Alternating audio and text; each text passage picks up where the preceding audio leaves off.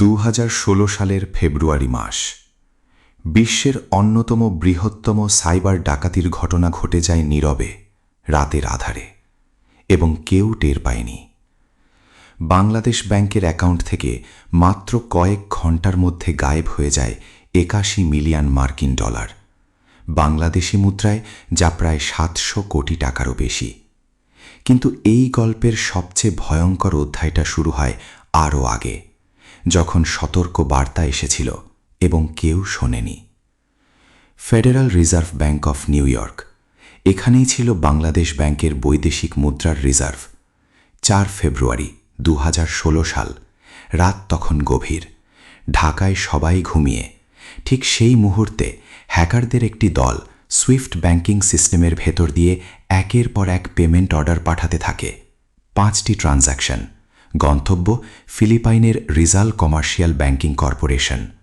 মাত্র কয়েক মিনিটে 81 মিলিয়ন ডলার পাড়ি জমায় ম্যানিলার ক্যাসিনোগুলোর দিকে, এবং সেখান থেকে চিরতরে হারিয়ে যায়। কিন্তু প্রশ্ন হল, এই হামলা কি সত্যি অপ্রত্যাশিত ছিল? এখানেই শুরু হয় গল্পের সবচেয়ে অন্ধকার অধ্যায়।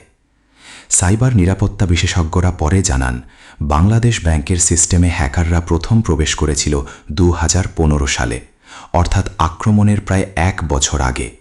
তারা ধীরে ধীরে সিস্টেমের ভেতরে ঘাপটি মেরে বসেছিল, নেটওয়ার্ক পর্যবেক্ষণ করেছিল, কর্মকর্তাদের ইমেল পড়েছিল, সুইফট সফটওয়্যারের দুর্বলতা চিহ্নিত করেছিল, এবং একদম নিখুঁত সময়ের অপেক্ষায় ছিল। একটি ফাঁস হওয়া নথি এবং একাধিক সাইবার নিরাপত্তা সংস্থার প্রতিবেদনে ইঙ্গিত পাওয়া যায় যে ভারতীয় সাইবার ইন্টেলিজেন্স মহলে এই ধরনের একটি আসন্ন হুমকি সম্পর্কে আগে থেকেই অস্বস্তি তৈরি হয়েছিল। কিন্তু সেই তথ্য যদি সত্যিই পাঠানো হয়ে থাকে, বাংলাদেশ ব্যাংকের কোনো কর্মকর্তার কাছে সময় মতো পৌঁছেছিল কিনা তার কোনো নিশ্চিত প্রমাণ আজও সরকারিভাবে স্বীকার করা হয়নি। বাংলাদেশ ব্যাংকের তৎকালীন গভর্নর ডক্টর আতিউর রহমান পদত্যাগ করেন ঘটনার কিছুদিনের মধ্যেই। তদন্তে বেরিয়ে আসে, ব্যাংকের ফায়ারওয়াল ছিল দুর্বল, সেকেন্ড হ্যান্ড রাউটার দিয়ে চলছিল পুরো নেটওয়ার্ক, এবং সুইফট সিস্টেম ছিল বাংলাদেশ ব্যাংকের মূল নেটওয়ার্কের সাথে সরাসরি সংযুক্ত, যা আন্তর্জাতিক নিরাপত্তা মানদণ্ডের সম্পূর্ণ বিপরীত। তদন্তকারীরা একটি সূত্র ধরে এগিয়ে যান, উত্তর কোরিয়ার হ্যাকার গ্রুপ লাজারাস। এফবিআই এবং একাধিক সাইবার নিরাপত্তা সংস্থা দাবি করে এই গ্রুপটি বাংলাদেশ ব্যাংক হ্যাকের পেছনে ছিল। তাদের টেকনিক, ম্যালওয়্যারের কোড এবং অপারেশনের ধরন সবকিছু নির্দেশ করে পিয়ংইয়ংয়ের দিকে। কিন্তু এত বড় একটি রাষ্ট্র পৃষ্ঠপোষিত সাইবার অপারেশন দক্ষিণ এশিয়ার গোয়েন্দা সংস্থাগুলোর রাডারে কি একেবারেই ধরা পড়েনি?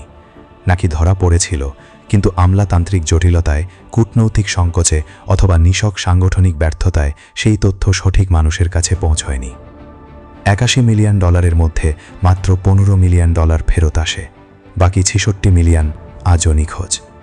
ফিলিপাইনের ক্যাসিনোগুলোতে সেই অর্থ কিভাবে ব্যবহৃত হয়েছিল, মধ্যস্থতাকারীরা কারা ছিল এবং সেই অর্থের শেষ গন্তব্য ঠিক কোথায়, তার পুরো চিত্র এখনও অন্ধকারেই রয়ে গেছে।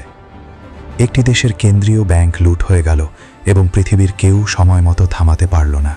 কারণটা কি শুধুই অসতর্কতা ছিল, নাকি এর পেছনে ছিল এমন কিছু যা জানলে আপনিও চমকে উঠবেন?